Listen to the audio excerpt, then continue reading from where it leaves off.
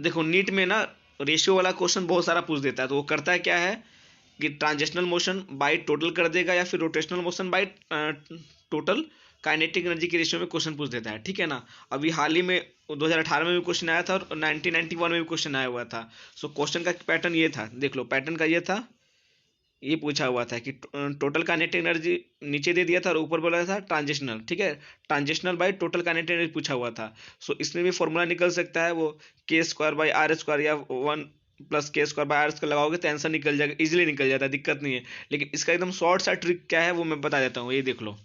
जैसे देखो क्या करना है, अगर रोटेशनल मोशन दे देगा, अगर ट्रांजिशनल मोशन का काइनेटिक एनर्जी पूछ देता है, ठीक है ना। तो जैसे कि सॉलिड स्फीयर यहाँ पे लिखा हुआ है, तो इसका moment of inertia centre about होता है 2/5 mr², ठीक है ना।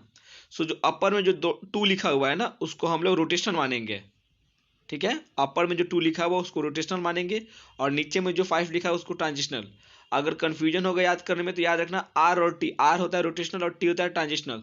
सो पहले आर आता है फिर टी आता है, ठीक है ना। सो ऊपर वाला रोटेशनल नीचे वाला ट्रांजिशनल, और दोनों को ऐड कर दोगे तो टोटल हो जाएगा, ठीक है ना।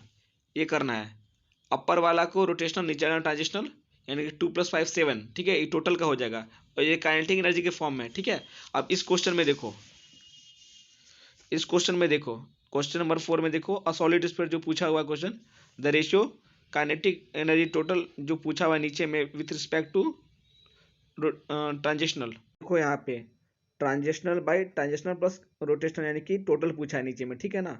सो जैसे मैंने बताया था 2/5 mr², अपर वाला रोटेशनल काइनेटिक एनर्जी और नीचे वाला ट्रांसलेशनल काइनेटिक एनर्जी। सो ट्रांसलेशनल पूछा है ना, ट्रांसलेशन नीचे यानी कि 5, यानी कि 5 is to और टोटल मतलब 2 + 5 7, तो 5 is to 7 के फॉर्म में ये आंसर हो गया इसका, ठीक।